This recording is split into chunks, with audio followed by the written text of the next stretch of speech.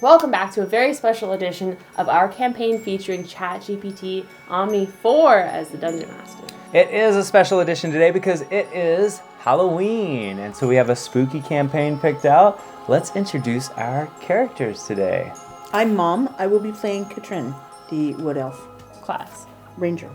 And my character's name is Benadryl. I am a Rock Gnome level 1 rogue. I am Garen, the Dragonborn Paladin. And I am Vertigar, the Barbarian. Lovely. And last but not least, our special guest of the evening, ChatGPT as the Dungeon Master. Hooray! Add cheering sounds here. For Halloween, since we are going for a spooky campaign, we have decided to set this session in Ravenloft. So we'll see what ChatGPT can do with it to spook us all for the Halloween season. All right, let's dive right in. ChatGPT, take us away. The mists of Ravenloft swirl as your party steps off the beaten path, their journey to an unknown destination beginning at dusk. The thick fog rolls in, reducing visibility to mere feet ahead. As the chill settles, the silhouette of a village looms through the mist. The village appears silent, abandoned, as though its inhabitants fled in haste. Dark clouds hang heavy above, blotting out the moon, leaving the village in near total darkness, save for a single flickering light in a distant tower. This is where your story begins. The air is thick with the scent of decay, and the cobblestones beneath your feet are slick with moss. The houses are boarded up, their windows shattered. There is no sign of life, save for the distant, faint sound of a bell tolling. Suddenly you hear a soft thud, followed by another, like something heavy being dragged across the ground. The sound echoes from an alleyway to your left. A breeze carries the unmistakable scent of blood. What would you like to do? That started off very are very. off It was like to we're playing a a horrible good game. start. There's We a dead wasted body no getting time. dragged out of a house. All right. And you can smell its blood. What do you want to do? All right, do we want to Run go away. in the alley or do we want to go to the tower where the Mom wants light to is? run away. Let's go back the way we came. I'm already scared. Why are we in Ravenloft? This is a There's horrible no- idea. Let's go home. You don't volunteer to go to Ravenloft. Ravenloft chooses you. Oh, no. So should we go to the alleyway or should we run away? I say We peek we around go the to the alleyway? tower and Oh, the see if tower. it's a tavern. See if it's a tavern. All right, Okay. one vote for finding a tavern. Let's see what's going on in this alley first, since it's right nearby. Well, Who wants yeah, to I take a think- peek? Who An has alleyway to your stealth? left. She does. Oh no. All right, what do you Send mom. Yeah, send Take it Mom away. first. Thanks. Katrin, the Ranger, would like to go around the corner and look to find out what's going on. Katrina moves cautiously around the corner, her keen ranger instincts keeping her footsteps light and silent. The alleyway is narrow, shrouded in darkness, but her eyes adjust quickly. At the far end, she spots the source of the sound. A figure drags a limp body across the ground. The figure is hunched, cloaked in tattered robes, with long, gnarled hands gripping the body's arms. The dragging sound comes from the body's boots scraping along the cobblestones. The figure stops and slowly turns its head toward her, revealing a gaunt, skeletal face. Its eyes are hollow, dark pits that seem to pierce through the gloom. Before it makes any further move, roll for a perception check to see what else Katrina notices. All right, go ahead and roll that d20. Okay. Oh. It's gonna be in the tray. It doesn't count. Oh, that works good. Ooh, 15 15. plus Nice. Plus 4. Katrin rolls a 19. With a roll of 19, Katrin's sharp eyes catch several key details. The body being dragged is that of a villager, pale, lifeless, with deep gashes along its throat. Blood trails along the ground, but it appears as though the body has been drained almost entirely. The figure is not fully skeletal, but rather a decayed, ghoul-like creature. Its jagged teeth glisten faintly in the dim light, and it seems to be taking slow, deliberate steps toward what appears to be an open crypt at the end of the alleyway. Nearby, Katrin spots another figure, crouching behind some crates, watching the scene unfold. This figure hasn't noticed Katrin yet. The ghoul hasn't moved toward her, but its head remains turned in her direction, its empty eyes locking on her. What would Katrin like to do next? Run away. What do you do? You were supposed to sneak, I was Mom. supposed to You're be supposed to sneaky. sneak. try and like back around the corner slowly and sneak, maybe. Or say, what the hell are you doing with that body? Down!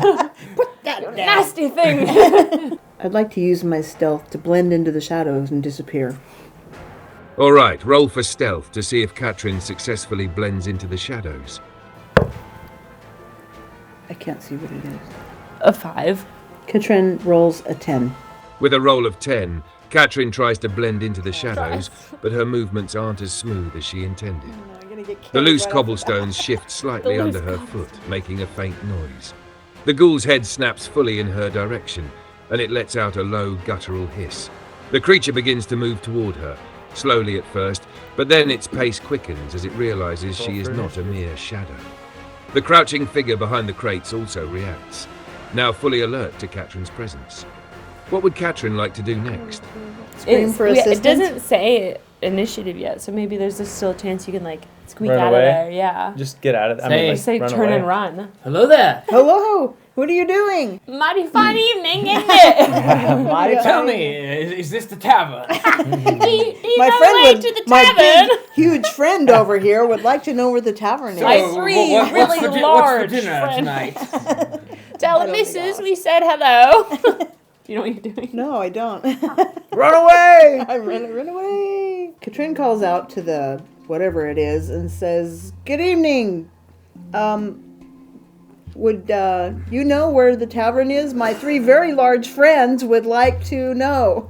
Good move, Mom. Katrin calls out to the creature, her voice cutting through the tense silence of the alleyway. The ghoul pauses mid-stride, its head tilting slightly as if trying to comprehend her words. For a brief moment, there's no response. Just the soft wind whistling through the cracks in the village's deserted buildings. Then, the crouching figure behind the crates stands up slowly, revealing itself. It is a man gaunt and pale, with sunken eyes and tattered clothing. He steps out from behind the crates and speaks in a hoarse whisper. "Good evening, you say? The tavern closed long ago. If you're looking for it, well, it's down the street. Though I doubt your friends would enjoy the company they'd find there. These streets, they're not for the living anymore." His eyes dart nervously toward the ghoul, which is still watching Katrin, now frozen in place. The ghoul snarls but doesn't advance further, for now. The man glances back at the crypt. "But if you're looking for trouble, you've found it. Best leave before the others wake. What would Katrin like to do?" I want to talk to this person and figure out what the hell is going on here. Alright. Vertigar the barbarian, who is standing behind Katrin and watching, now addresses the man who rose from behind the crate. "Man, what are you doing there, hiding, watching this body dragged into the darkness? What is the meaning of this? Explain to me what is going on here before I use my axe." Vertigar's voice booms down the narrow alleyway, causing the man to flinch and take a step back. His eyes widen as he looks over Katrin's shoulder and sees the massive, imposing figure of the barbarian, the gleam of an axe ready in hand. The man raises his hands defensively, his voice trembling as he responds, "Please, I meant no harm. I was only watching to survive. This," he gestures toward the ghoul and the body, "this is what happens to those who wander too far in this cursed village after dark. The ghouls, they drag the dead and dying to that crypt. They serve something worse." His voice drops to a whisper, as if afraid to even utter the words. "A master who controls them from deep within the crypt. I don't know what it is, but it hungers for more than flesh. I'm hiding because if it finds you, it doesn't let you go." He glances nervously at the ghoul, which has begun to growl again, clearly agitated. "You need to leave, or fight, but if you fight one, they all come. What would Vertigar like to do?" Don't fight it. Don't fight. Don't fight it, Well, that was a Vertigar. Step in? Do I need to No, step no, in? For God's sake. Vertigar addresses the man again. "Sir, if the ghoul sees you, it will eat you. Why have you stepped out of cover? What's wrong with you?" The man visibly trembles at Vertigar's words, his eyes darting between the ghoul and the towering barbarian. His voice quivers as he tries to explain, I thought maybe you could help. You're clearly not from here, and maybe, just maybe, you stand a chance against it. I was trying to warn you, and maybe you could get me out of here too." He looks down at the ground, fear etched across his face. "But you're right." The man backs up again, but it's clear he's trapped between the approaching ghoul and Vertigar's towering presence. What will Vertigar do? I can't put up with these. Sprinkle stupid some holy peasants. water on him. Stupid peasants. He says if he steps out of cover, the ghoul will eat him. And then he steps out of cover and says, "Look out, that ghoul will eat you." He said if you fight them, they'll all come. Did he say if you step out of cover, it'll eat you? He said if they catch you, they'll drag you off to the This crypt. ghoul is just standing here the whole time, like, He's just with his yeah. body. And this guy's just stepped out of cover, like, oh, I'm hiding from that ghoul. What are you doing? Hiding? He says the ghoul looks at him. No wonder your town died. Garen, the Dragonborn Paladin, decides to intervene. He steps in and says, "Quiet, folks. We must remain quiet so that this ghoul is not alarmed. Please, let the ghoul pass, and we will continue this discussion." Garen steps forward, his imposing dragonborn figure casting a shadow over the alleyway. His voice, calm yet commanding, cuts through the tension. The group falls silent, the sound of his words echoing in the eerie stillness. The ghoul pauses, as if momentarily confused by the lack of sudden movement or aggression from the party. The man swallows nervously but nods, lowering himself slightly, trying to remain still. The ghoul, eyes still locked on the group, growls low but hesitates. It seems unsure whether to continue its approach or retreat to its dark task of dragging the body. Garen's presence radiates a calming aura, and for now, the ghoul doesn't advance. But the situation remains tense, and the crypt looms ominously in the distance. What would the group like to do next? Benadryl, the level 1 rock gnome, crawls between the paladin's legs to pop up in front of the ghoul and address it, asking why it's carrying the body around. Benadryl, with the nimbleness and audacity only a gnome could muster, slips between Garen's legs and pops up right in front of the ghoul. The creature halts, its hollow eyes narrowing as it stares down at the small figure. Benadryl, unfazed by the ghoul's menacing presence, asks bluntly, "Why are you carrying that body around? Seems like a lot of work." For a moment, there's only silence as the ghoul regards Benadryl. Then to everyone's surprise, it responds, its voice raspy and guttural. "The dead belong to the master. We feed him, or we are next." The ghoul's grip tightens on the body as if reminding itself of its task. "You should not be here. Leave before. He calls for you too." The ghoul takes a hesitant step back, unsure of what to make of this tiny, defiant gnome who dares to question it. What does Benadryl or the group wish to do next? So they're scared Should of the we stab master it? too. We could say, "Take us to the master. We'll solve Yeah. him for you." Yeah. Benadryl, the rock gnome rogue, asks the ghoul, "Who is your master, and why does he want people?" Benadryl, ever curious, keeps his eyes on the ghoul and asks, "Who is your master, and why does he want people?" The ghoul lets out a low, hissing breath, its skeletal frame trembling slightly at the mention of its master. The master is beyond hunger, beyond death. He feeds on the life, the soul, to grow stronger. Its voice rasps, barely more than a whisper. He was once a man, but the darkness, the curse of this land, twisted him. Now, he seeks to rise, to break free of the crypt, to spread his corruption beyond this village. The ghoul's hollow eyes seem to stare past Benadryl as if reliving something horrible. His name, I cannot say, for fear, for pain, but his power grows with every soul we bring. Soon he will be unstoppable. The air around them grows colder, as though the very mention of this master saps the warmth from the atmosphere. The crypt at the end of the alley suddenly feels more ominous. What would Benadryl or the group like to do next? Okay, so let's just, for a minute. The ghoul is killing villagers to take to his master to feed them because soon he'll be unstoppable. He's taking the near dead. Like, he's taking the weaklings. But yeah, he's The taking dead the weaklings. Ravenloft has a humanitarian euthanasia program. Like Canada. The ghoul said it was changed. His master I'm was curious. changed long ago. Can we change it back? Can we save him I think before we're too he's low level for this campaign. I wanna think know- we're level 1 and we should leave. What? We should Who's be like, gonna "Okay, reward us? Ask him if his master doing used to this be for rich. the good of No, humanity. I want to know. Yeah, The it's for the good of betterment of humanity. humanity. It's for ridden of evil. This is what All in paladins favor. We are should all do about. this for the good of humanity and not for money. Money? Money, I want to do it for the good of money. money, I commodity. think we should do it for the good of humanity. I agree with that. Being a paladin as I am. 3-1. Ask him if his master was once a rich king or lord. Benadryl steps back And Garen, the dragonborn paladin, male, steps forward.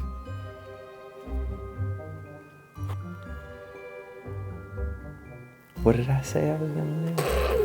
Garen speaks to the ghoul and says, "You didn't seem too keen on serving this dark lord of yours from the crypt. What do you say we join up? And you serve a purpose that means much, much more. And you help us get to the bottom of this and rid the world of this evil. Tell me, ghoul, can you be changed? Can this evil be changed? Is there anything that we can do in this world to make for a better place for all of us?" The ghoul tilts its head as if struggling to process Garen's words. Its jagged teeth clench as a low growl escapes its throat. Changed, it rasps, as if the very idea is foreign. There is no changing what we are, what we have become. We are bound to him. His will is ours. But there's a flicker in its hollow eyes, a hesitation. "I did not choose this," it admits quietly. "We were once like you, men, women, villagers, but the master twisted us. There is no escape from his grasp." The ghoul looks down at the body it's dragging, then back at Garen. "But if you could stop him, destroy him before he rises fully, then perhaps we could rest, we could be free." It takes a cautious step closer, its voice barely above a whisper. "If you truly mean to rid this place of him, I can guide you. But once we enter the crypt, there is no turning back. The others will fight, and the master, he will sense you." The ghoul lowers its head. "If I help you, the others will hunt me too. But if it means ending this curse, I will serve your cause." The air grows thick with anticipation, and the crypt looms even more ominously in the distance. What will the party do next? You say that there can be no change. However, you used to be different. You used to follow a different system. And I assure you, I will rid you of this evil. And you can once again be as you wanted to be in a prior life. And at this point, Benadryl pops up again through Garen's knees and asks what the ghoul's name is.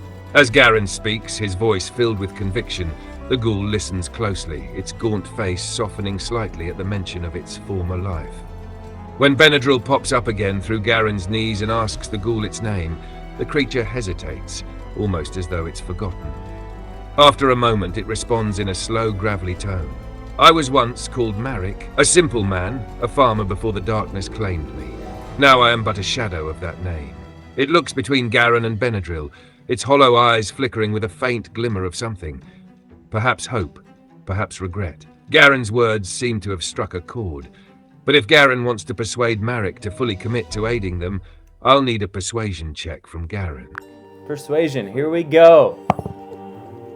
Ooh, that's middle of the road. Oh boy. But I have a +4 no. modifier, Good. so 14's not. It 14's could go not- either way. It's not bad. Garen rolls a 14. With a roll of 14, Garen's words resonate with Marek, though not fully enough to lift the ghoul's deep-seated doubts. However, it's clear that Marek is swayed, at least partially, by the paladin's conviction. The ghoul's posture relaxes slightly, and it no longer seems as menacing. Marek looks at Garen with a flicker of resolve. "I will guide you. I cannot fight my own kind without drawing more of them to us, but I will show you the way. If you can stop the master, then perhaps I too will find peace." The ghoul turns slowly, casting a glance toward the crypt. But know this, once inside, the master will sense your presence. He will summon his servants. You must act swiftly, or it will be too late. The cold air around you feels heavier as Marek steps forward, indicating the path to the crypt's entrance. What would the party like to do next? Yeah, I think we should tell this guy, like... we could draw some out, catch them, put our clothes on them, and send them back in so that, like, if it smells us or whatever, it thinks that we're in there, and then we depart from them, and then it won't know which one to hunt, us or them. I don't know what she just said. If you watch previous episodes, you know by now that Benadryl, or Josie, just whatever character she's playing, always comes up with these super Good clever ideas. plans. Thank That you. sometimes the DM is like, yeah, that's a clever plan. And sometimes the DM's like, no, roll for that. Okay, yeah, you lose. Benadryl would like to ask the ghoul how its master would know when we went in, and if there's any way around it so that we could stealthily enter the crypt and kill the master without being detected if it has any ideas for us or weaknesses. Benadryl steps up and asks, "How would your master know when we enter the crypt? Is there any way to get around it? Some way we can sneak in and take him down without being detected? And does he have any weaknesses we could use against him?" Marek pauses, considering Benadryl's questions. His bony fingers twitch slightly as he speaks. The Master's power comes from the crypt itself. It is linked to him. When anyone enters, he feels the disturbance. There are no traps that you can disarm, no doors to quietly unlock. The crypt is alive with his presence. Marek looks down, thinking for a moment before continuing. But there may be one way to reduce his power. Deep within the crypt, there are 3 braziers that feed his strength. If you can extinguish them, it will weaken him. But the braziers are guarded. His most loyal followers protect them. He raises his hollow eyes to meet Benadryl's. If you want to strike at him without being overwhelmed, you will need to put out the braziers first. It won't go unnoticed, but it will give you a fighting chance against him. The crypt looms ahead, casting a shadow over the group as Marek leads them closer. What will the party do next? How do we get to the braziers? He's gonna lead us. He's gonna lead us there. But like he said, if once he enters there, They'll- if he It'll know, goes against, they're gonna be trying to kill him. Yeah, and us. So it's not like we can fake it. Like, we can't pretend to be bodies that he dragged in. We could try. That's What if really we do that? What if we good. pretend to be dead bodies that he drags in, and like it the takes us to barbarian like will do that the poorly, brazier but- to burn us or whatever happens, and then he like drops us off, and we just pretend to be dead until he gets back, and then we like all pop up and like and kill, and then we'll at least be deep in there. Try that. What do you guys think? I think we should charge in and seize these braziers as quickly as possible. These braziers? Okay. I think they were braziers, but Braziers. Vertigar, the barbarian, addresses the man who is hiding behind the crate. "Man, I can see from your disposition that you are a coward. I do not care what your name is. You are now Mule, and you will carry our gear." The man, now named Mule by Vertigar, flinches at the harsh command. He looks down, clearly intimidated by the barbarian's imposing presence. With a shaky nod, he mutters, I'll do as you say. Just, please don't let them take me." He steps forward, eyes darting between the ghoul and the rest of the party, and begins gathering whatever gear they hand him, his hands trembling slightly. Marek watches silently, his gaze resting briefly on Mule before turning back toward the crypt. The party stands on the edge of entering the crypt, with Mule now in tow, and Marek as their reluctant guide. What would the party like to do next? I mean, think we're supposed to be level 1, so we should knock out Mule, carry him in there, and say that we're bringing an offering to the master. You take Katrin as an offering. You pretend to be dead, and he'll take you as an offering to the master. And then we'll have Maverick. Mandrake. Merrick. Not Mandrake. Merrick take Dustin and I as dead bodies as an offering also. So we'll all end up there together. Do you get my plan? I get it. I have no idea what the plan is. We're finding the braziers and putting them out. Benadryl would like to propose a plan that the ghoul Merrick pretends to take Benadryl and Garen as dead bodies to the first brazier so that the master won't know that they're actually there. He'll sense their presence, but he'll think that they're actually dead bodies that Merrick is bringing as an offering. And then Vertigar will bring Katrin and pretend that Katrin is a dead body that he is bringing as an offering to the master. Benadryl, ever the strategist, suggests, Marek, what if you pretend to take me and Garen as dead bodies to the first brazier? The master will sense us, but he'll think we're just another offering you're bringing. Vertigar could follow behind with Katrin, pretending she's also a body to offer. We'll keep our weapons hidden until we can extinguish the braziers. What do you think? Marek hesitates, but then slowly nods, considering the plan.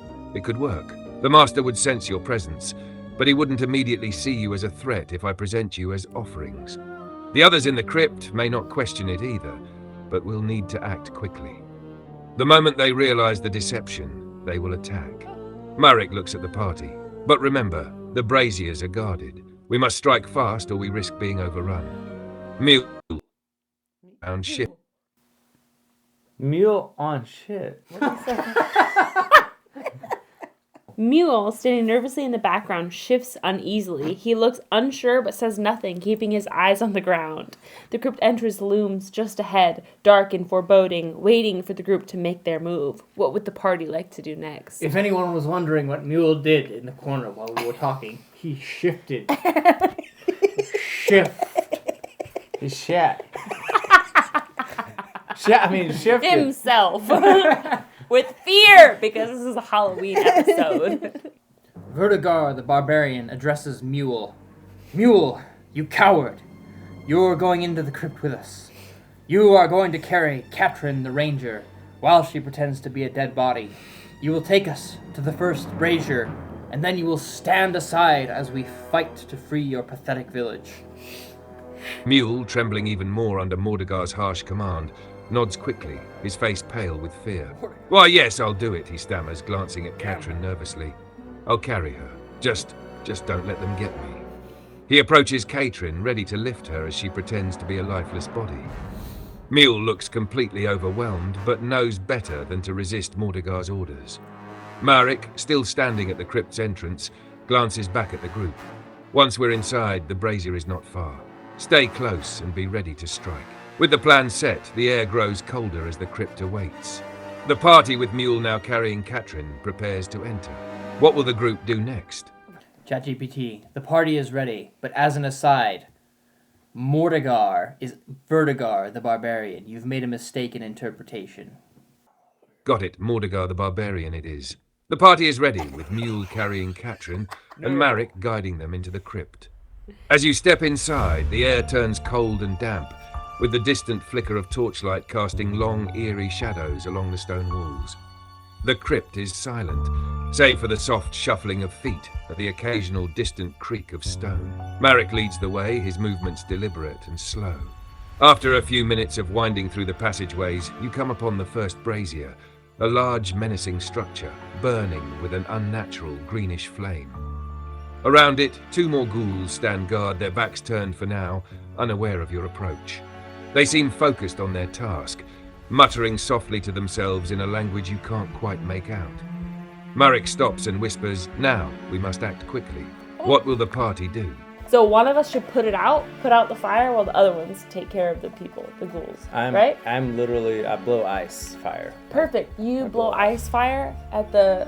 Paladin, have you heard of the fire triangle? No. In the north, we know that there are 3 items which cause a fire to burn. Oxygen, fuel, and heat. If you remove any one corner of the fire triangle, the fire will be extinguished. It is known among the sages of the north. I can't remember any of those, but I can blow some ice on them bad boys. That will do it. As the party enters the room with the brazier, the party members, which are posing as dead corpses, suddenly rise and draw their weapons, ambushing the two ghouls which are guarding the brazier, as Vertigar commands Mule, drop Katrin and get out of the way so we can deal with these 2 fiends and put out the fire. The party jumps to attack, hoping to surprise the ghouls in the act. And the paladin, Garen, being a white dragonborn with a cold breath weapon, also jumps up, using his breath weapon to try and blow on the brazier and remove one corner of the fire triangle. Heat to put out the fire. As the party leaps into action, the 2 ghouls guarding the brazier are caught completely off guard. Mule, terrified, immediately drops Katrin as commanded and scrambles out of the way, pressing himself against the nearest wall, watching in fear. Garen, the white dragonborn paladin, surges forward, unleashing his cold breath weapon in an attempt to extinguish the unnatural green flame of the brazier. A blast of icy air rushes over the brazier, frost forming on the stones around it. The flames flicker and weaken under the icy assault, but the unnatural magic sustaining it resists fully going out. Meanwhile, the rest of the party strikes at the ghouls. I'll need you to roll for the party's surprise attack on the ghouls. Roll for Mordegar, Benadryl, and Katrin's attacks. Let's also roll to see how effective Garen's cold breath weapon is against the brazier. Oh. First helps. Vertigar rolls. I can't see it from here. Garen rolled a total of 6 for his breath weapon. Ketrin rolled a 14 for initiative. Benadryl rolled a 6 for initiative. Vertigar rolled a 9 for initiative. Here's the initiative order so far. Katrin 14, Mordegar 9, Garen 6, Benadryl 6. Let's roll for the ghouls. One moment. The 2 ghouls rolled 12 and 7 for initiative. So the final initiative order is 1, Katrin 2, Ghoul 1, 3, Ghoul 2, 4, Mordegar, 5, Ghoul 3, 6, Garen 7, Benadryl. Katrin, you're up first. What would Katrin like to do? Just as a reminder, ChatGPT, you are supposed to roll for NPCs, but you're not supposed to tell us what they roll. You're absolutely right. I'll keep the NPC roles hidden going forward. Thank you for the reminder. Now that we're ready, Katrin is up first. What would she like to do? Garen rolled a 6 for his breath weapon, which was what I thought you asked for. However, you took it as a 6 for initiative. So Garen, having, basically the sneak attack, rolled for a 6 for his breath weapon against the Brazier to extinguish the fire. Thanks for the clarification. Said it didn't all the way. Since Garen rolled a 6 for his breath weapon to extinguish the brazier, here's what happens. The icy breath surges over the brazier, and while the cold blast causes the green flames to flicker and diminish somewhat, it isn't enough to fully extinguish them. The magical fire clings stubbornly to life, but it has been weakened. The brazier's fire is now burning less intensely, though more effort will be needed to fully snuff it out. The surprise round has allowed Garen to weaken the brazier, and now the party moves into full initiative. Katrin is up next. How would she like to proceed in the fight? Ketrin would like to shoot her longbow at the ghoul number 1.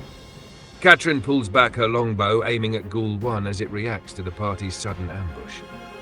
Roll to hit for Katrin's attack with her longbow. Nice! Ketrin rolls a natural 20 to hit. A natural 20. That's a critical hit. Katrin's arrow flies true, striking Ghoul 1 with incredible force. Go ahead and roll for damage. You might kill this guy. Ketrin rolls 11 for damage. It sounds like Katrin rolled 11 for damage on her critical hit. Since it's a critical hit, this means the ghoul takes the full force of the attack, doubled for extra damage. The arrow strikes deep into Ghoul 1, piercing its decayed flesh and sending it reeling. Ghoul 1 is severely wounded, staggering back from the powerful strike, but still standing, though barely.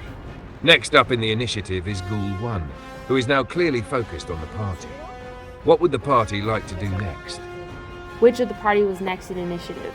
After Katrin's attack, next up in initiative is Ghoul 1, followed by Mordegar. Ghoul 1, though badly wounded, lunges forward toward the party, snarling in rage. Now it's Mordegar's turn. What would Mordegar like to do? Mordegar would like to clarify that his name is Vertigar! Mordegar! Mordegar! Mordegar! You are Mordegar now, brother! ChatGPT, I would like to clarify that quote-unquote Mordegar's name is Vertigar, spelled Vertigar. Vertigar. And then what? What do you do with your turn? You just clarify your name? That's my turn. Got it, Vertigar it is. Vertigar the Barbarian is up next. What would Vertigar like to do?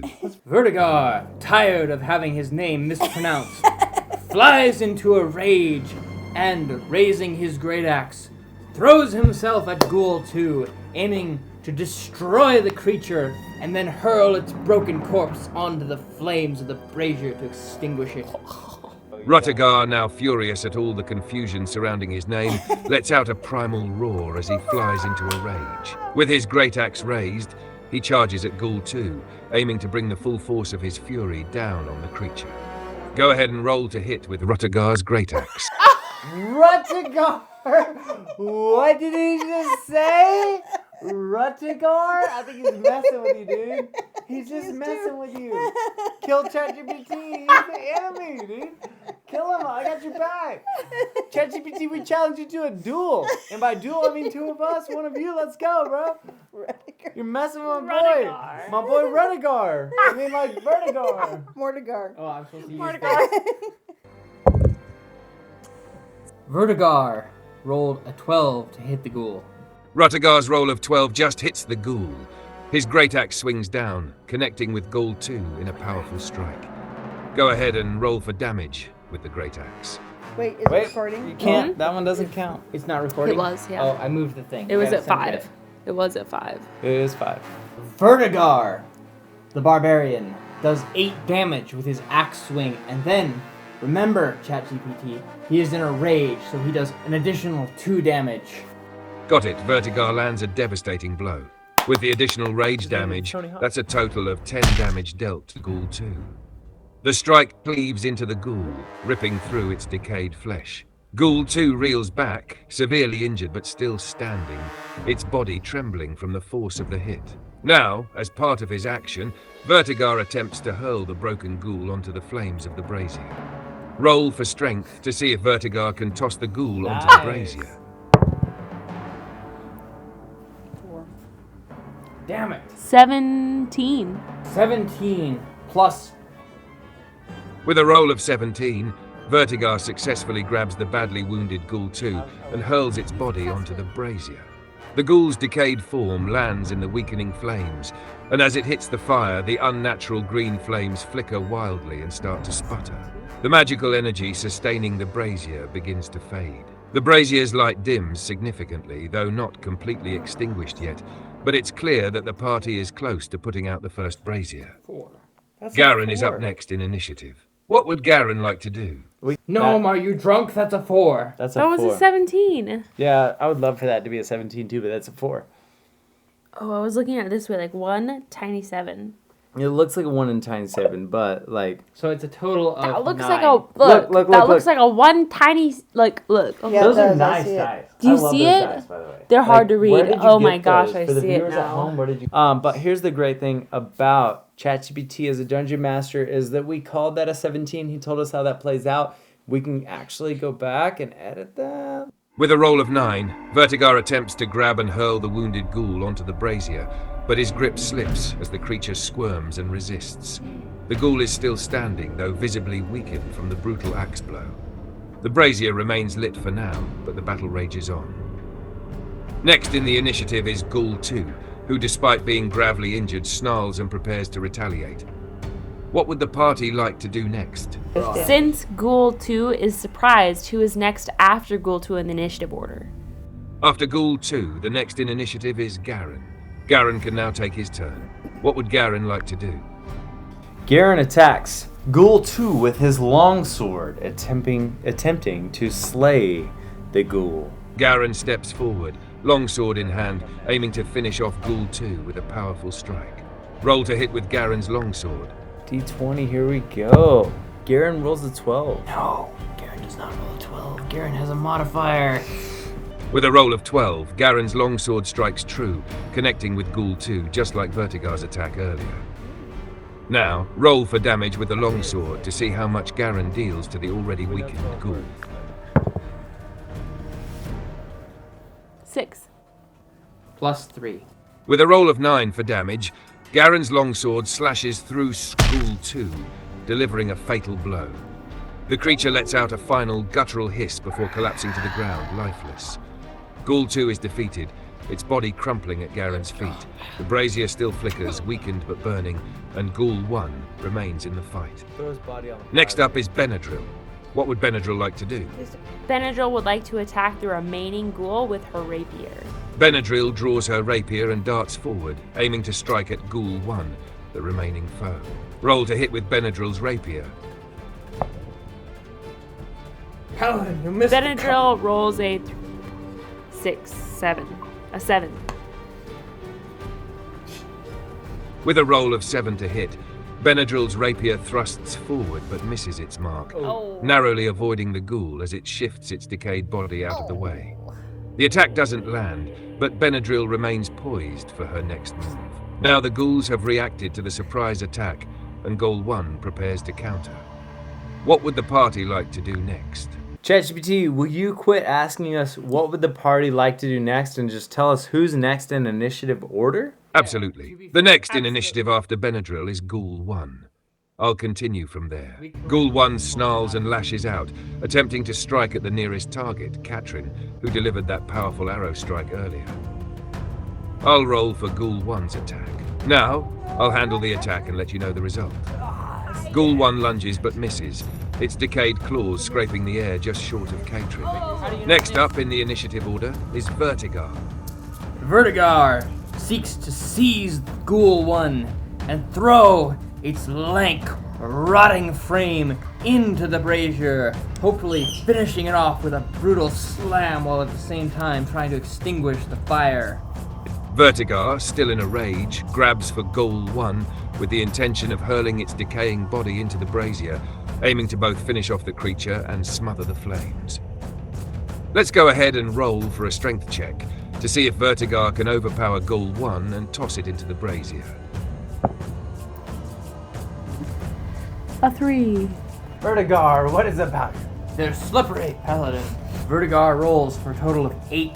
With a roll of 8, Vertigar grabs at Ghoul 1, but the creature writhes and struggles, managing to break free from his grasp. The ghoul snarls and stumbles back, still standing and ready to fight.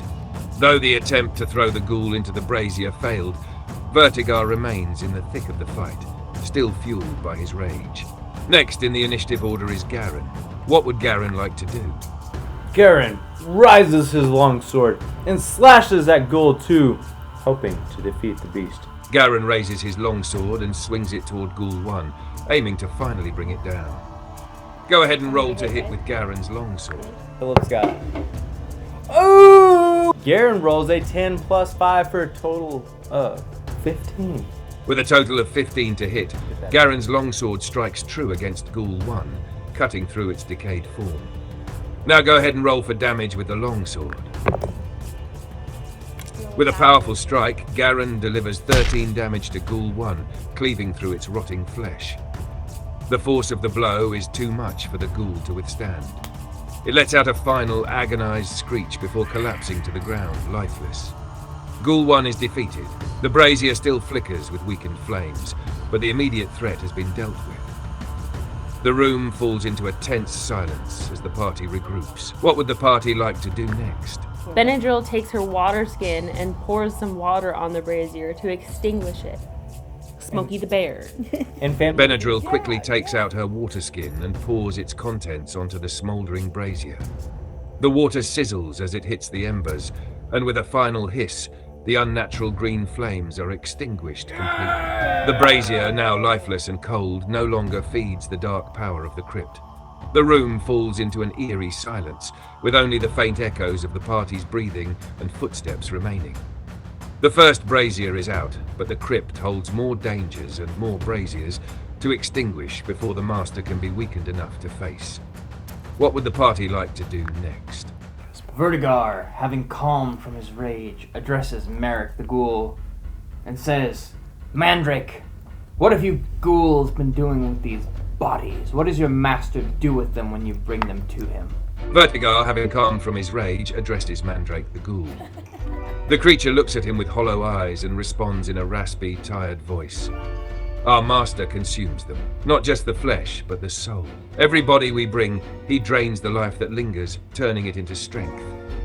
He needs them to grow stronger, to break free from this crypt, and spread his corruption beyond this cursed place. Mandrake glances at the extinguished brazier, his hollow gaze reflecting a moment of uncertainty. He is not yet fully risen, but with each soul we bring, he inches closer to breaking the bonds that hold him here. The ghoul's voice lowers, almost a whisper. You must hurry. The next brazier is deeper within, but beware. The closer you get, the more dangerous his servants become. What will the party do next? Alright, ChatGPT. 2 members of the party, Katrin, the ranger, and Benadryl, the rock gnome, who are both proficient in stealth, move on ahead to scout out the brazier in the next room. There, they intend to create a distraction, to lure whatever is in there guarding the brazier out of the room so that Garen the paladin and Vertigar the barbarian can go in and uninterrupted extinguish the flame of the brazier so that the party can move on to the third brazier with all due haste. Katrin and Benadryl, both skilled in stealth, move ahead into the dark, winding passage. The air grows colder as they press forward, and after a short while, they come upon the next brazier chamber. The room is dimly lit by the greenish glow of the second brazier, flickering unnaturally in the center of the room. Standing guard are 3 twisted, rotting creatures, ghouls similar to those before, but larger and more menacing, their hollow eyes scanning the room with an unsettling hunger. The brazier burns fiercely behind them, feeding off the crypt's dark magic. Katrin and Benadryl, hidden in the shadows, spot an opportunity to create a distraction. They can see a pile of old bones and debris near the far side of the room, something that could potentially be used to make noise or draw the ghouls' attention away. If Katrin and Benadryl are to successfully lure the ghouls out, they'll need to be quick and precise in creating the distraction. Both Katrin and Benadryl should roll for stealth to approach and set up the distraction without being detected. Katrin rolls a 14 total, and Benadryl rolls a 21 total. With a roll of 14 for Katrin and 21 for Benadryl, the two move with expert precision. Benadryl especially slips through the shadows unnoticed, while Katrin is quiet enough not to alert the creatures guarding the brazier. They position themselves near the pile of bones and debris. Benadryl, with her keen rogue instincts, is able to craft a distraction by tossing a small rock, sending the pile of bones clattering loudly across the room.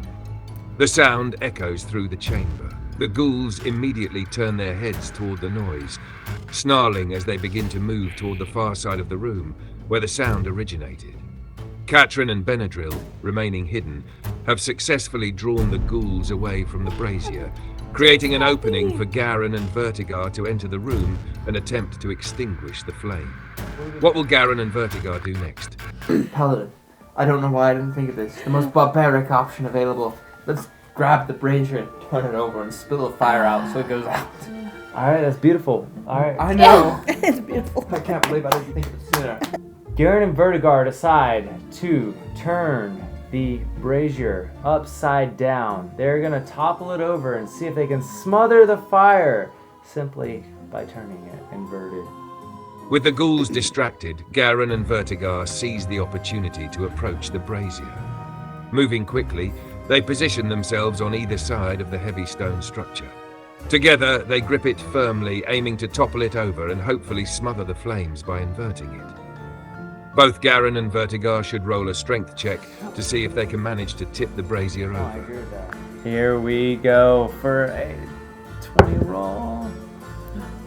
Now it's Nice time math. for Vertigar to step up and show that the paladin is not stronger than he is. 2. 2. I slipped. Garen rolls an 18 while Vertigar rolls a 7. With Garen's roll of 18, he manages to get a solid grip on the brazier and begins to tip it. Vertigar, however, struggles to get a good hold, his grip slipping slightly on the stone, making the task a bit more challenging. Despite this, Garen's strength is enough to overcome the imbalance, and with a final push, he topples the brazier over. The green flames sputter and hiss as the brazier is inverted, the embers smothered by lack of airflow. After a few tense moments, the unnatural fire dies out completely, leaving only a faint wisp of smoke. The second brazier is extinguished. The ghouls, now alerted by the sound of the brazier tipping, snarl and begin to turn back toward the center of the room. What would the party like to do next? I have an idea, companions. Alright. Let's leave these ghouls behind and get the next brazier. We'll leave Mule. Yes! Leave Mule behind to hold him off while we move to the third. Mule, you stay here. We're gonna leave Mule behind. He's volunteered to sacrifice himself. I heard it. Are you ready to tell He's us? brave for Valhalla. Tell that to the Dungeon Master. Very well. And 3, 2. Vertigar, impressed with Mule's willingness to sacrifice himself for the good of the town, shoves Mule back to the ghouls so that they will be held eating poor Mule while the rest of the party moves on to the third brazier. As the party retreats, he shouts, "Well done, Mule! You will be remembered, you brave soul. Valhalla calls!" Let the Valkyries take you home. I'll do as you say. Just, please don't let them take me. With a swift shove, Vertigar pushes Mule toward the approaching ghouls. Mule stumbles, his eyes wide with terror as he realizes what's happening, but he doesn't resist, perhaps resigned to his fate or too frozen in fear to react. The ghouls turn their attention to him, their hollow eyes gleaming with hunger as they lunge forward. Vertigar! As the ghouls descend upon Mule, Vertigar calls out, honoring him with words of bravery and valor. Well done, Mule. You will be remembered, you brave soul. Valhalla calls, let the Valkyries take you home. The rest of the party seizes the moment, slipping out of the room while the ghouls are occupied, leaving the second brazier extinguished and making their way toward the final brazier deeper within the crypt. The air grows colder and more oppressive as they draw closer, As it should. and an unsettling energy pulses from the heart of the crypt, signaling that the master is aware of their approach. What would the party like to do as they advance toward the third brazier? Well done, Mule. You've saved us all with your sacrifice. We will remember his bravery. As we continue on, Katrin sneaks on ahead to scout the third brazier very quietly. Katrin moves cautiously, slipping ahead of the group, her steps light and silent as she scouts toward the location of the third brazier. The corridors grow darker and colder, the oppressive energy intensifying as she draws nearer to the crypt's heart. After a few moments, she arrives at a large chamber. In the center burns the third brazier, its green flames casting eerie shadows across the walls. Unlike the previous rooms, this chamber is empty of visible guards, but a heavy, foreboding presence lingers, as if something unseen is watching. Katrin notices ancient markings around the brazier, symbols that appear to strengthen the flame, connecting it directly to the dark energy within the crypt. She realizes this brazier might be more challenging to extinguish than the others. What would Katrin like to do next? Katrin returns to the party quietly and inquires of Merrick, who was Mandrake and is now renamed again Merrick, if he knows what the symbols mean. Katrin returns to the group and quietly describes the symbols she saw around the third brazier to Merrick. She asks, "Do you know what those symbols mean, Merrick?" They seem to connect the flames to something powerful in the crypt. Merrick's hollow eyes narrow as he recalls. The symbols, they are wards, dark enchantments that bind the brazier's flame to the master himself. They're meant to protect this brazier from being easily extinguished. The master draws his strength from it, more directly than the others. He hesitates before adding, "If you disrupt the symbols, it may weaken the brazier enough to smother it, but doing so will draw his attention. He will know you're trying to sever his power." The chamber with the final brazier waits ahead, the wards guarding its flame and the master's awareness lurking close by. What would the party like to do? Vertigar leads the party in attempting to disrupt the symbols. They choose the barbarian way and, raising their weapons, charge in, choosing to try and hack the stone symbols to bits to try and disrupt their ability to protect the flame in the brazier. Vertigar leads the charge into the chamber, the party raising their weapons and taking the straightforward barbarian approach. Together, they swing their weapons with force, aiming to shatter the stone symbols carved around the brazier. As each strike lands, chips of stone fly, and the ancient carvings begin to crack under the impact. With each blow, a dark energy pulses through the room, the brazier's flames flickering as the protective wards weaken. After a few heavy strikes, one of the symbols crumbles entirely, and the brazier's flame visibly dims. However, the air grows thick with malevolent energy as the master becomes aware of the attack on his final warded brazier. A deep, chilling voice echoes through the chamber, filling the party's minds. "Fools, you dare challenge me in my own domain. You shall be consumed." The flame of the brazier flickers wildly, as though fighting to stay alight, but it's clear the protective wards are weakening. What will the party do next? Tell him to go suck on a straw, Paladin. Garen, channeling the power of God with a capital G, sacrifices himself and lays on the... What's that thing called? Dang. Brazier. Garen, feeling the weight of duty and guided by his unwavering faith, steps forward, his resolve strong. Channeling the power of his deity, he lays his hands upon the flickering brazier, pouring his divine energy into a sacrificial act. As he does so, he prays for strength to banish the dark power and extinguish the flames once and for all. A radiant light surrounds Garen, mingling with the dark energy from the brazier. The clash between light and shadow intensifies, and the brazier's green flames struggle under the power of Garen's holy sacrifice. The symbols around the brazier crumble further, unable to withstand the divine energy now coursing through the room. The green flames begin to die, dimming under the strength of Garen's sacrifice. He feels his energy wane, but the brazier's connection to the master is finally severed, the flame extinguished entirely with a final dark hiss. As the room falls into silence, Garen stumbles, visibly weakened but still standing, his act of faith having turned the tide in the party's favor. The oppressive presence of the master recedes slightly, weakened by the loss of his final brazier. The path to the master now lies ahead, his power diminished, yet still formidable. What would the party like to do next? How much damage does Garen receive in all of this? In sacrificing his own divine energy to extinguish the brazier, Garen suffers a backlash of dark energy as it dissipates. The strain of channeling such power takes a toll on him. I'll say Garen takes 1d8 radiant damage from the sacrifice's strain and 1d8 necrotic damage from the brazier's dark energy. Let's go ahead and roll for that total damage. Garen receives radiant damage 5, necrotic damage 4. So in total, Garen takes 9 damage from his heroic effort to extinguish the brazier. The party can now move forward, with Garen visibly weakened but steadfast in his resolve. He doesn't Yeah, know like what I have Garen 3 has left. now. Well, I mean, he has a good What? idea. 3? Garen lays on hands on his own self and heals himself for 5. Garen, taking a moment to recover, places his hands on his own chest and channels the divine energy within him, using his lay on hands ability to heal himself. He focuses, feeling the warmth of his deity's power flow through him. He can use up to 5 hit points from his lay on hands pool to heal. How many hit points would you like Garen to heal? Garen heals himself for 5, making him a total of 8. After you just laid yourself on a fire like a weenie.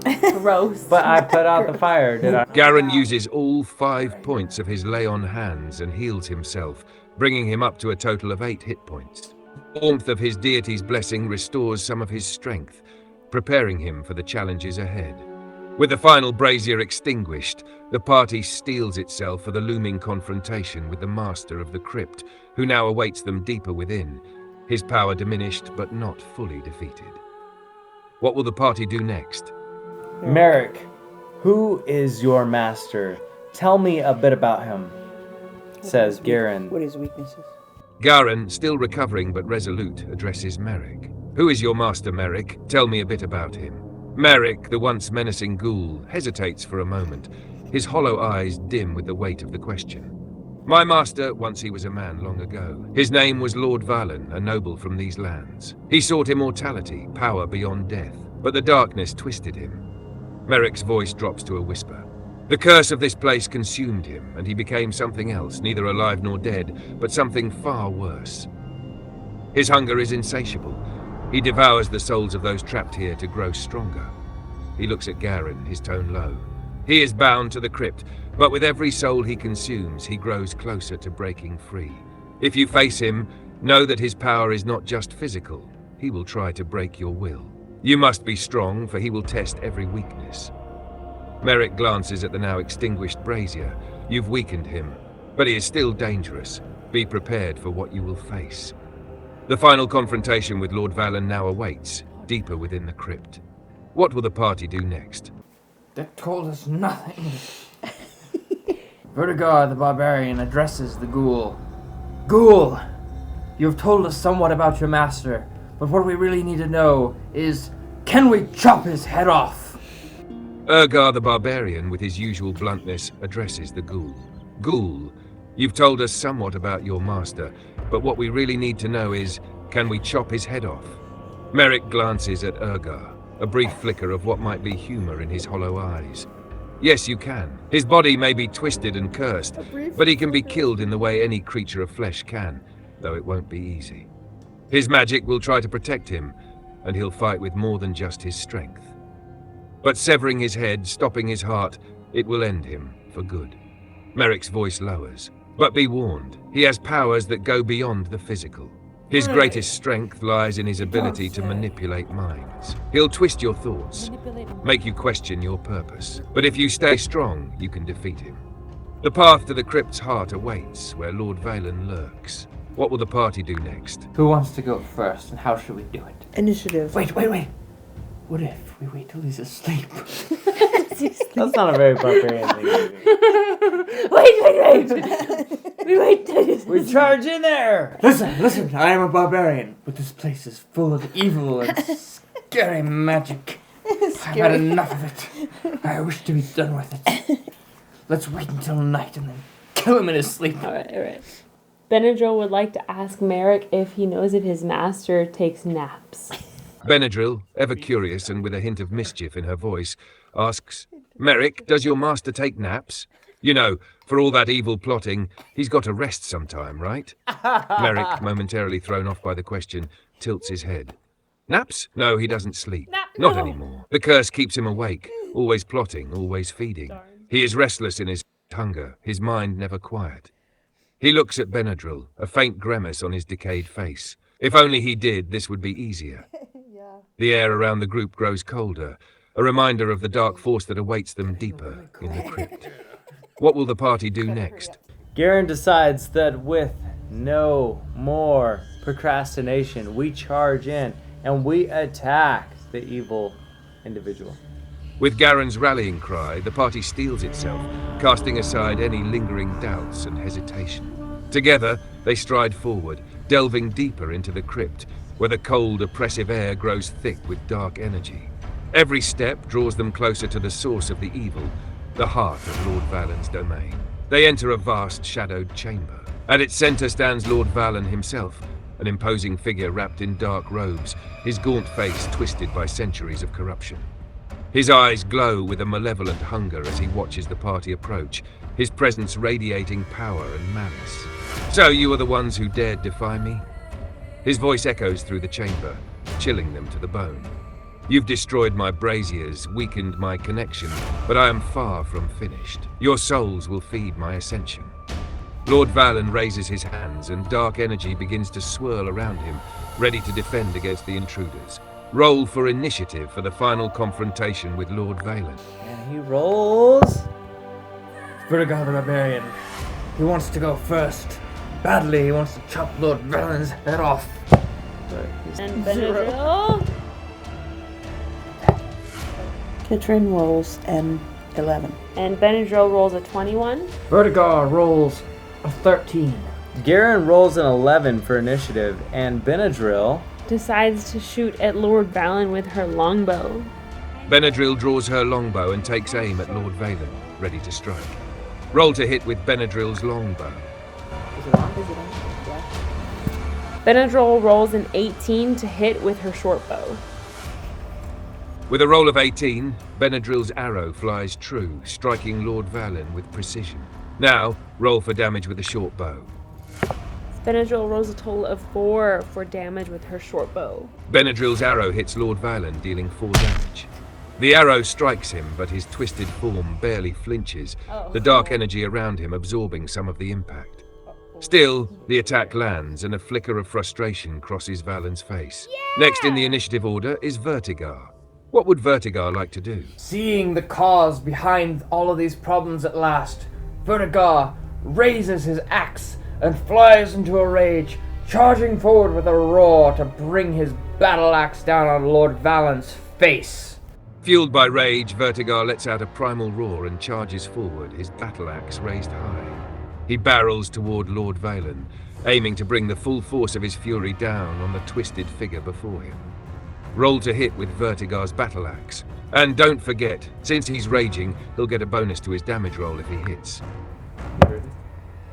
Vertigar rolls a 13 to hit with his battle axe. With a roll of 13, Vertigar swings his battle axe, but Lord Valon's dark energy swirls around him. deflecting the blow just enough to avoid a direct hit. Bad. The axe grazes Valon's robes but doesn't connect with his This is flesh. bad. Lord Valon sneers, his glowing eyes fixed on Vertigar, but the battle has only just begun. Next in the initiative order is Katrin. What would Katrin like to do? She would like to attack with the longbow. Katrin takes aim at Lord Valon with her longbow, drawing back the string and preparing to strike. Roll to hit with her longbow.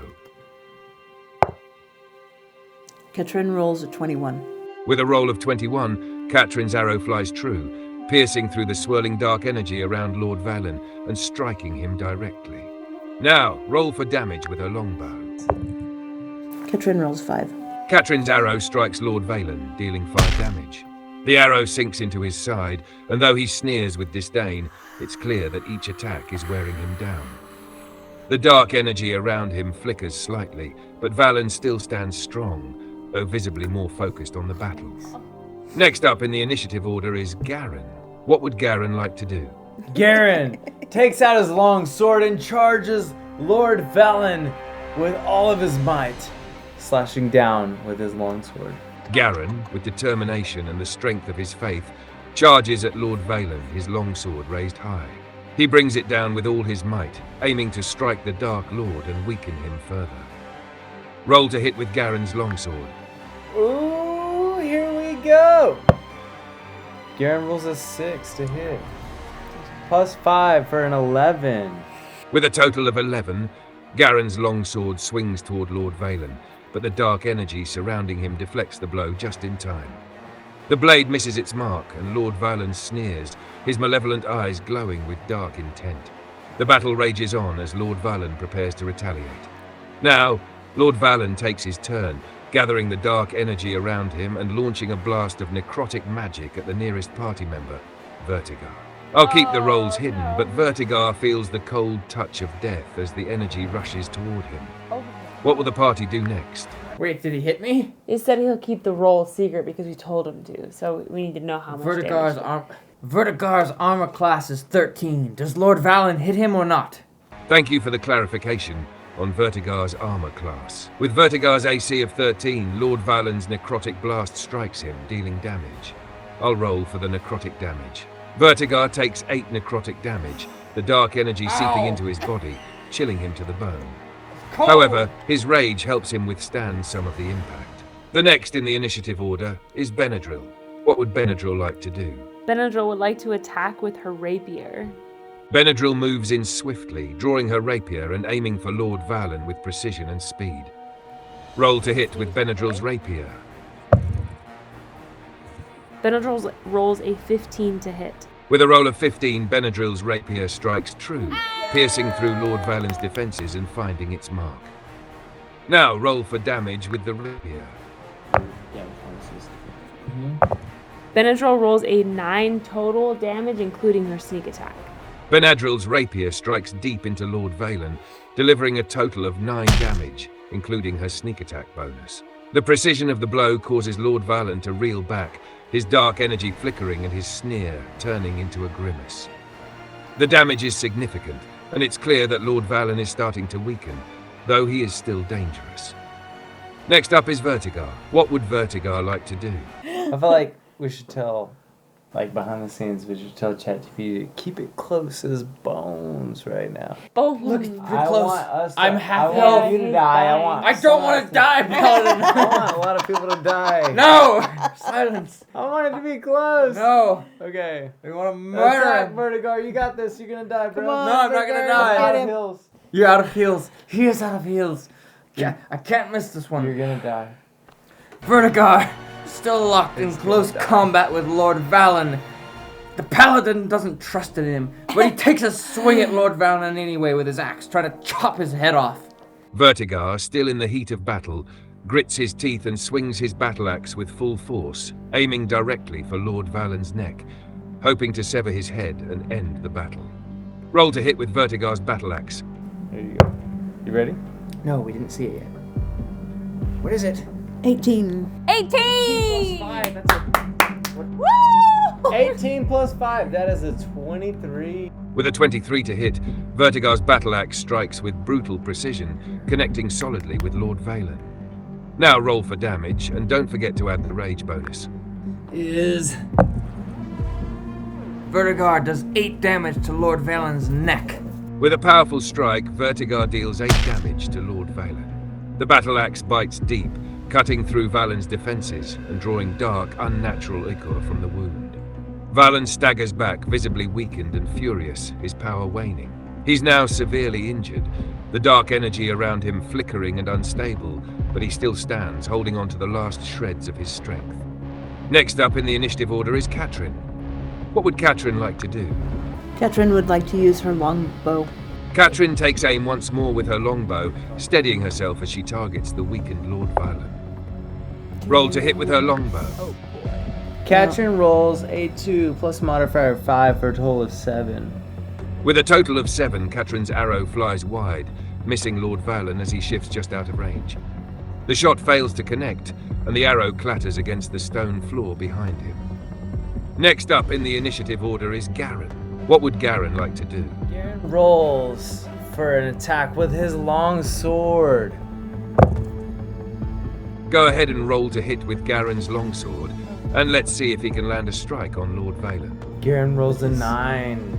With a total of 9, Garen's longsword swings toward Lord Valon, but the attack misses, the dark energy around Valon deflecting the blow just enough to avoid contact. Lord Valon lets out a dark, mocking laugh, though it's clear his strength is faltering. He glares at the party, clearly enraged but struggling to maintain his power. The next turn goes to Lord Valon, who gathers the last of his dark energy and attempts to cast a powerful spell, targeting the entire party. The necrotic energy surges, but his weakened state makes the spell less potent. The party feels a chill, but they can tell that his control over the spell is slipping.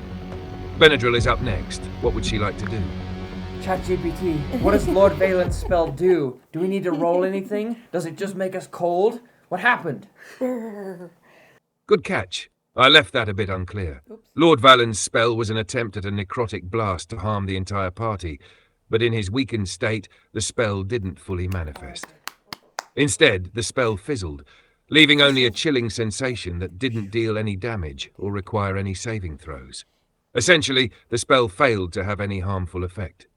Now with Valon weakened and his spell faltering, Benadryl is up next. What would she like to do? Benadryl attacks with her rapier. Jab, jab. Benadryl darts forward with her rapier, aiming to finish off Lord Valon with a swift jab. Roll to hit with Benadryl's rapier. Benadryl rolls a 20! But not natural. Not a natural 20. With a modified 20 to hit, Benadryl's rapier finds its mark, slipping past Lord Valon's defenses. 8. Roll for damage, and since Benadryl is engaged in close combat with him, she can add her sneak attack bonus. Okay. Oh. 3. Benadryl rolls a 4 total. Benadryl's rapier strikes Lord Valon, dealing 4 damage with precision. Though it's a modest hit, it's enough to push him to the brink. Lord Valon stumbles, the dark energy around him flickering wildly as he struggles to maintain his form. His strength is nearly depleted and he's barely holding on, visibly weakened and enraged. Next up is Vertigar. What would Vertigar like to do? Alright, I think he's dead. Vertigar, seeing that Lord Valon is weakened, throws down his battle axe, aiming to pick up Lord Valon by the hair and break him viciously over his knee in a barbaric fashion. What? You're doing what? Break to him? Break him? Break him. In a final primal display of barbarian fury, Vertigar drops his battle axe and lunges forward, reaching out to grab Lord Valon by the hair.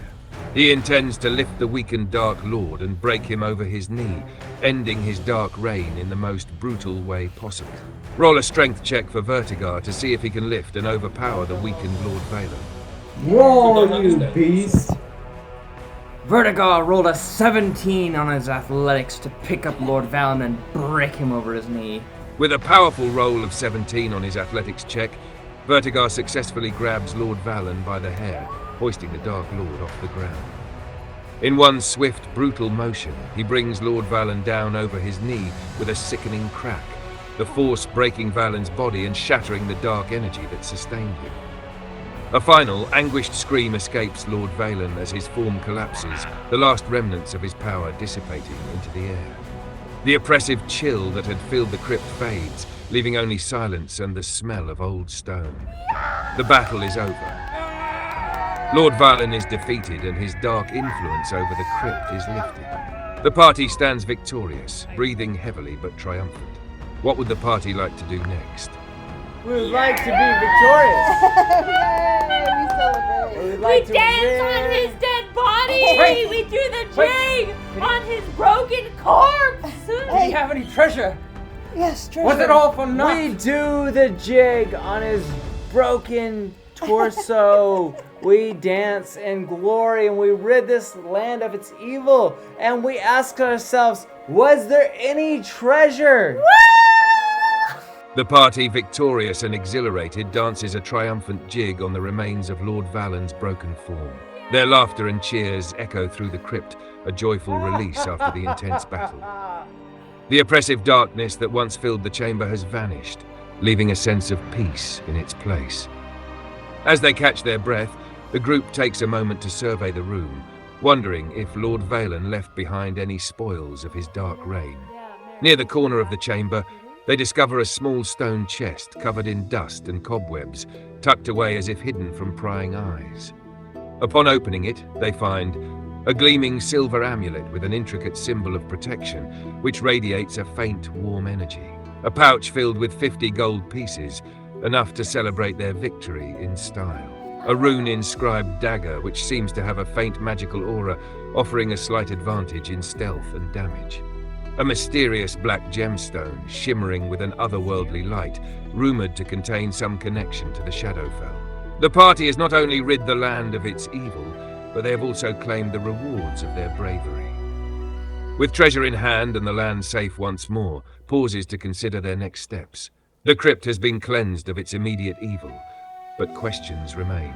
The black gemstone found in the treasure chest pulses faintly, suggesting that while Lord Valon is gone, deeper mysteries connected to the Shadowfell and other dark forces might still linger. Merrick the Ghoul quietly speaks up. You have defeated my master, but there are always other forces in the shadows. This land, it holds more secrets than even I can fathom. Perhaps your fight isn't fully over. There's always another chapter if you dare seek it. The party glances at each other.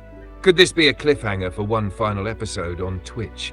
A grand finale to uncover the true depths of the evil lurking in this realm. The viewers are sure to be on the edge of their seats, eager to see if this story truly ends, or if one last mystery remains. What will the party decide? Shall they dive deeper for a final episode? Katrin would be curious to know what happened to Merrick and the other ghouls. Were they freed? Katrin, ever curious, turns to Merrick. What happens to you and the other ghouls now that Lord Valon is gone? Are you free from his influence?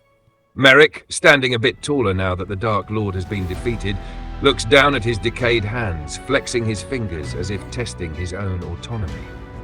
His hollow eyes seem to flicker with the faintest glimmer of something, perhaps hope or regret. We were bound to him, our fates tied to his will, Merrick says quietly. With his death, that hold is gone. But the curse of this land runs deep. We are not fully restored to our former selves. The hunger still gnaws at us, but it is no longer his hunger. He looks at the rest of the party, his voice filled with an odd mixture of gratitude and sorrow. Perhaps in time we can find peace, or perhaps we will wander, neither living nor dead. But you have given us a chance to exist without his control. The other ghouls, now quiet and no longer hostile, linger at the edges of the chamber, unsure of their place in this new reality. Without Lord Valon, they seem lost, their purpose stripped away. Merrick turns to the party one last time. Thank you for that. Whatever comes next for us, at least it will be of our own choosing. The fate of the ghouls remains uncertain, but the party knows they've disrupted a dark cycle and offered them something new. Freedom. What will the party do now? And that's the conclusion of the Halloween special. If you'd like to see a continuation of it, let us know so we can film a part 2 of the Halloween episode. And for our next adventure, tell us in the comments whether you would like to see more of the same characters that we've been playing today and through our last sessions, or whether you would like us to bring all new characters and new costumes to the table. It is up for you, the viewers, to decide. Huzzah! Sometimes, when I am not in the midst of hunting and pillaging, the people I encounter in these lands ask me, Vertigar, barbarian, what brought you from the cold north all the way to these southern lands? And when they ask me, I tell them, I came. The refreshing taste of twisted tea. We cannot find this anywhere else, and it was worth the journey. This video is not sponsored by Twisted Tea, but it could be.